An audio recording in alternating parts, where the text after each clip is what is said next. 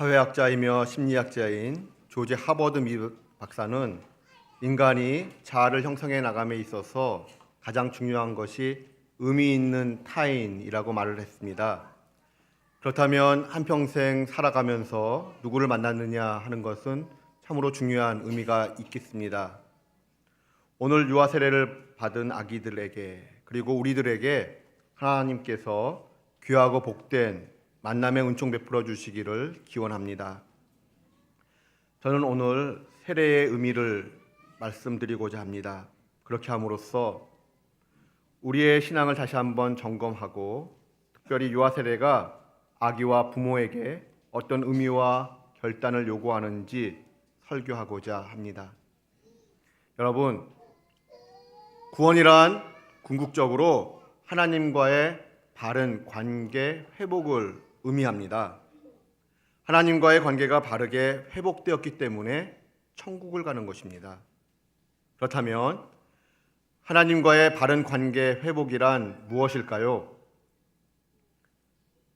이 꽃이 살았습니까? 죽었습니까? 여러분 보시기에 그래요. 얼마 동안은 살아있는 것처럼 보일지 모르겠습니다. 하지만 실상은 죽었습니다.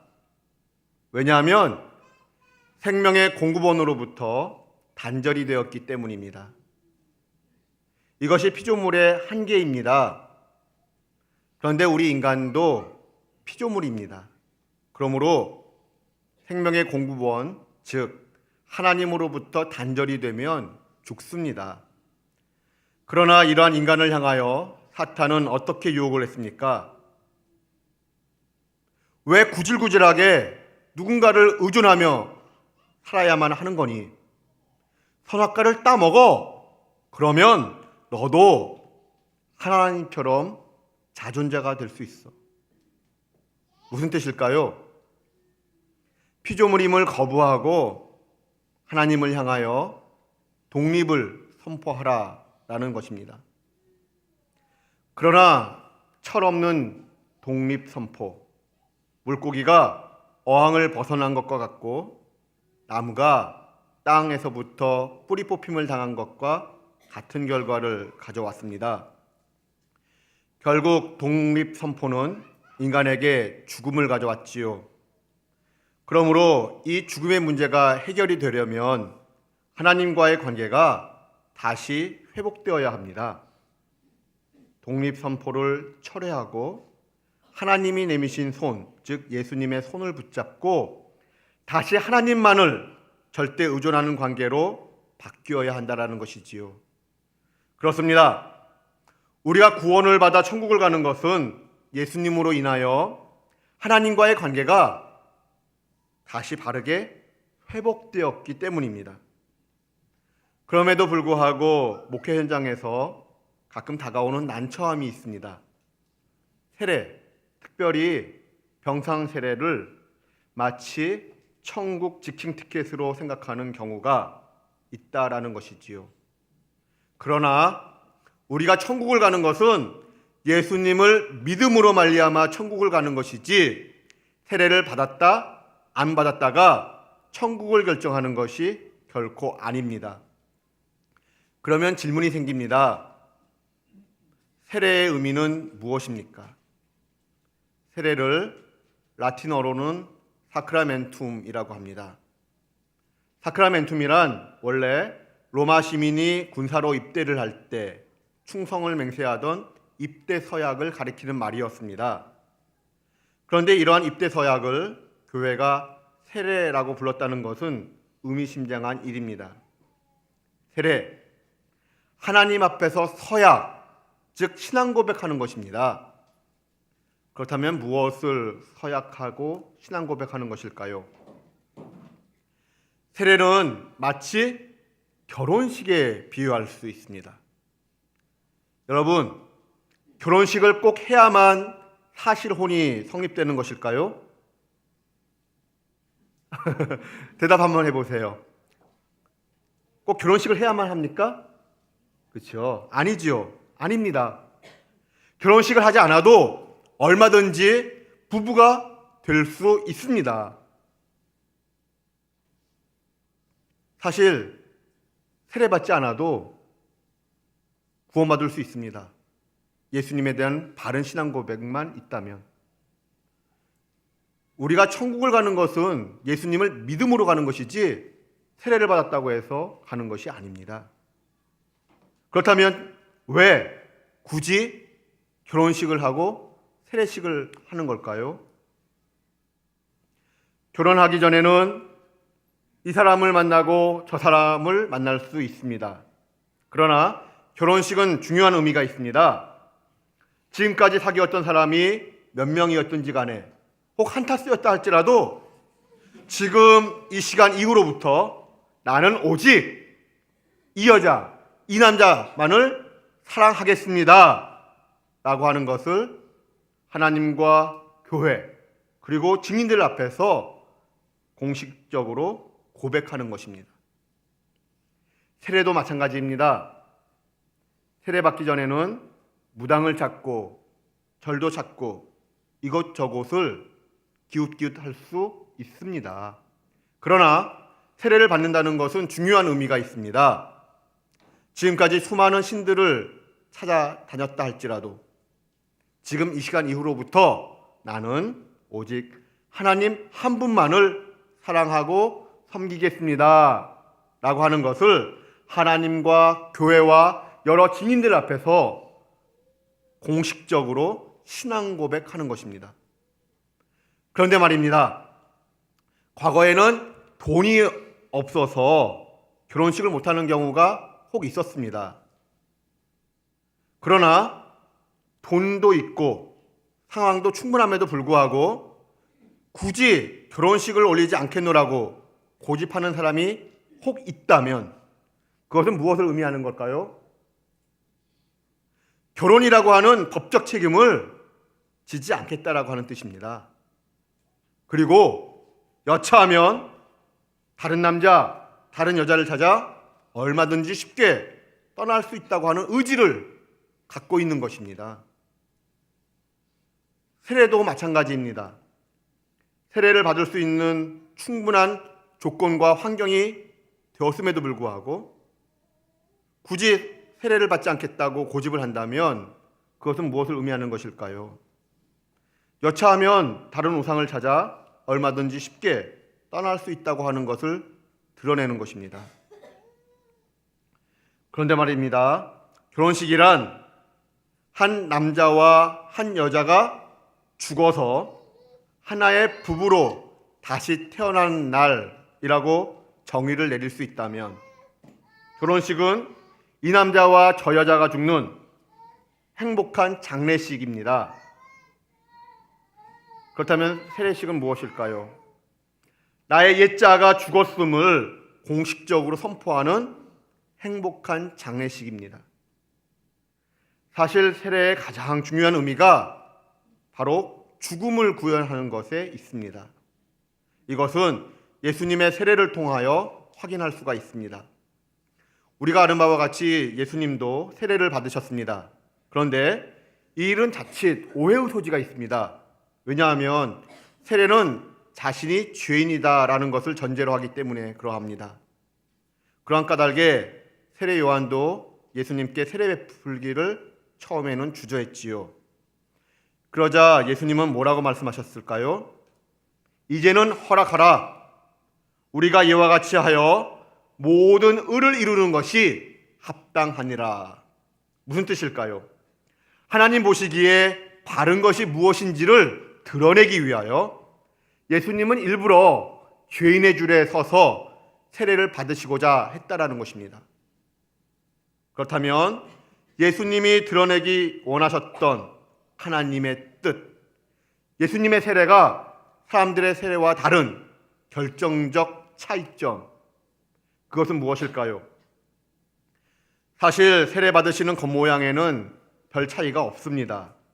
그러나 내용적으로는 차이가 있었는데 그것을 잘 표현해주고 있는 것이 마가복음 1장입니다. 우리가 아는 바와 같이 마가복음 1장 5절에 나오는 사람들도 PPT를 한번 보여주시죠. 1장 5절에 나오는 사람들도 1장 9절에 나오는 예수님도 모두 요단강에서 세례를 받았습니다. 그런데 5절에 나오는 요단강에는 N이라고 하는 헬라어 전치사가 쓰인 반면 9절에 나오는 요단강에는 에이스라고 하는 헬라어 전치사가 쓰이고 있습니다. 무엇을 드러내고 싶었던 것일까요? 5절에 나오는 N이라고 하는 헬라어 전치사는 영어의 in에 해당이 됩니다. 이것은 사람들이 단지 요단강이라고 하는 이 공간 안에서 세례를 받았다라는 것을 강조할 뿐입니다. 그 당시 사람들이 받았던 세례 역시 분명 물속에 잠기는 세례였습니다. 그러나 성경은 이들이 물속에 잠겼는지 잠기지 않았는지 그것을 강조하지 않습니다. 그저 요단강이라고 하는 공간 안에서 세례가 있었다는 것을 드러내고 있습니다. 반면에 예수님의 세례는 강물 속에 완전히 잠겼다는 것을 강조합니다. 에이스라고 하는 전치사를 통해 강물 속에 완전히 침투하여 속으로 들어갔다는 것을 강조합니다. 마가복음 1장 10절을 보면 예수께서 물에서 올라오실세라고 하여 9절에서의 세례가 물속에 완전히 잠겼던 세례였음을 다시 한번 확증해 주고 있습니다. 그렇다면 이것은 어떤 차이를 의미하고자 하는 것일까요? 사람들의 세례 그리고 예수님의 세례, 겉으로 보기에는 별 차이가 없습니다. 그러나 사람들의 세례는 입술로만 고백하는, 입술로만 죄를 고백하는 통과 의례적인 성격이 강했던 반면에 예수님의 세례는 오직 죽음이라고 하는 세례의 온전한 의미가 구현되는 세례였다라는 것입니다. 즉 하나님이 원하시는 바가 무엇인지를 드러내는, 본을 보여주는 세례였던 것입니다. 그렇습니다. 세례는 1차적으로 죽음을 의미합니다. 그러므로 세례는 멤버십 카드 발급받듯 단순히 교인되기 위한 통과 의례가 아닙니다. 오히려 내가 죽기 위하여 세례를 받는 것입니다. 로마서 12장의 표현을 빌리면 산제물이 되는 것입니다. 즉 하나님 앞에서 이미 바쳐진 죽은 제물로 살기 위하여 세례를 받는 것입니다.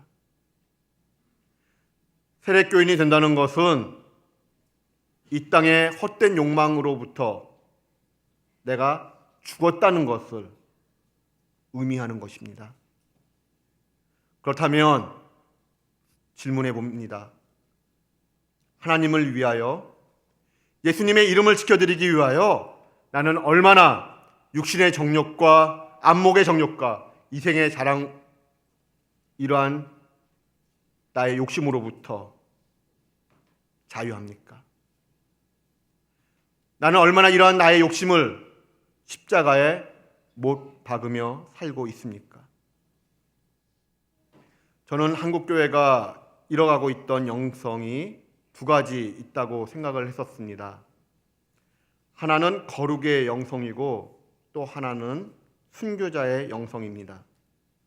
그런데 세례 속에는 이 두 가지의 의미가 함께 농축되어 있음을 발견하게 됩니다. 그렇습니다. 세례는 결혼식입니다. 하나님만 영원히 사랑하기 위하여 예수 그리스도의 순결한 신부, 거룩한 신부가 되겠다고 하는 결혼식입니다. 거룩한 물로 우리의 몸과 마음을 깨끗이 씻었다고 하는 그 상징적 의미를 기억해야 합니다. 또한 세례는 장례식입니다. 하나님 앞에 바쳐진 죽은 제물로 살기 위하여 나의 욕심을 버리는 장례식입니다. 그렇다면 여러분, 이러한 의미를 가진 세례가 결국 무엇을 확인시켜주기 위한 세례인지 아시겠습니까? 우리 다 함께 마가복음 1장 11절을 봉독하겠습니다. 하늘로부터 소리가 나기를 너는 내 사랑하는 아들이라 내가 너를 기뻐하노라 하시니라. 그렇습니다. 세례는 내가 누구인가? 나는 하나님의 사랑을 받는 자녀이고 나는 하나님이 기뻐하시는 자라고 하는 것을 하나님으로부터 공개적으로 인준받는 시간이다라는 것입니다. 특별히 바스콜이라고 불리우는 이 하늘에서 들려오는 음성, 이 하늘에서 들려오는 이 음성이 세례를 받을 때 하늘을 가르고 들렸다는 것이 중요합니다. 하늘을 갈랐다라는 말, 원래 그 의미는 하늘을 찢고라고 되어 있습니다. 헬라어 원문은 찢고입니다. 이 단어가 언제 똑같이 쓰였는가 하면 예수님께서 십자가에서 돌아가실 때 성전 휘장이 어떻게 되었지요? 찢어졌습니다. 그때 쓰이는 헬라어가 똑같이 쓰였습니다. 찢어졌기 때문에 다시 붙일 수가 없습니다. 즉 하늘이 찢어졌다라는 것은 무슨 뜻인가 하면 하나님과 나의 관계를 이제는 그 누구도 취소시킬 수 없다라는 것입니다. 세례는 그것을 확증하는 시간이라는 것이지요. 누가 우리를 그리스도의 사랑에서 끊으리요? 환난이나 공고나 박해나 기근이나 적신이나 위험이나 칼이랴. 내가 확신하노니 그 어떤 피조물이라도 우리를 우리 주 그리스도 예수 안에 있는 하나님의 사랑에서 끊을 수 없으리라. 그러므로 우리 믿음의 선배들, 세례받은 성도들은 환난과 핍박 중에서도 예수의 순결한 신부가 되었고 죽기까지 신앙을 지켰습니다. 이것이 세례의 본질입니다. 특별히 유아 세례를 받는 아기뿐만 아니라 부모를 포함한 가족의 신앙 고백, 좀 더 정확히는 우리 교회 신앙의 공동체 모두의 신앙 고백을 전제로 합니다. 어떤 신앙 고백일까요? 나의 소중한 아기, 우리의 소중한 아기를 예수 그리스도의 순결한 신부로 키우겠다고 하는 신앙 고백입니다. 오직 하나님만을 사랑하기에 하나님의 말씀, 그 성경의 가치관을 내 소중한 아기의 상식이 되고 습관이 되도록 키우겠다고 하는 부모의 그리고 우리 믿음의 공동체의 신앙 고백입니다. 마음의 결단인 것입니다. 뿐만 아니라 내 소중한 아기를 하나님께 드려진 산제물로 바치겠다라고 하는 신앙 고백입니다. 즉 어떤 환난과 시련이 다가온다 할지라도 하나님의 명예를 드높이고 예수님의 이름을 지켜드리기 위한 하나님의 군사요 십자가 군병이 되도록 키워내겠다라고 하는 엄마 아빠의, 할아버지 할머니의, 그리고 우리 신앙 공동체의 하나님 앞에서의 결단인 것입니다. 그렇다면 이제 이러한 유아 세례의 의미와 신앙 고백을 잊지 않기 위하여 권면을 하나 하고 싶습니다. 유아 세례를 받은 아기의 부모님들은 어린이 성경책을 하나 구입하시기 바랍니다. 그리고 그 성경책 앞장에 유아 세례의 의미를 되새김질하는 부모의 신앙 고백과 하나님 앞에서의 결단을 편지나 기도문 형식으로 남기시기 바랍니다. 그리고 아이와 함께 성경을 읽을 때마다 그 신앙 고백과 결단을 다짐하십시오. 그 후 아기가 성장하여 어느덧 입교 서약을 하게 되면 유아 세례를 기념했던 그 어린이 성경책 뒷면을 다시 펴서 입교를 기념하며 지난 10여 년 동안 있었던 간증 이야기와 기도문을 써붙이거나 책에 직접 기록하여 남기시기 바랍니다. 설교를 준비하면서 이런 생각을 해보았습니다. 유아 세례를 받은 아기들이 성인이 되고 할아버지 할머니가 되었을 때 그 성경책을 가슴에 안고 찬송가 199장을 부르는 모습을 상상해 보았습니다. 분명 가슴이 먹먹해질 것이라 생각해 봅니다. 이와 같이 나의 아기가 이러한 부모님과 가족 그리고 교회의 양육을 받으며 유아세례의 의미를 가슴에 품고 성장해 나갈 때 이 아기들이 펼쳐나갈 삶의 자리에서는 어떤 일들이 일어날까요? 이 아기들이 자라서 머무는 곳마다 하나님의 나라가 이루어질 것입니다. 하나님의 뜻이 성취되어지고 그리스도의 푸른 계절은 임하게 될 것입니다. 이 나라와 민족 그리고 이 땅 위의 모든 열방과 족속들에게 하나님의 말씀에 기초한 사고방식을 삶의 기본과 원칙으로 제시하고 표준적 가치로 만들어내어 유통시키고자 하는 그 간절함과 열정으로 가득 찬 아기들 그리고 부모 그리고 우리 세문안교회, 우리 세문안교회가 이런 주의 백성을 키워내는 하나님이 원하시는 교회 되기를 바랍니다.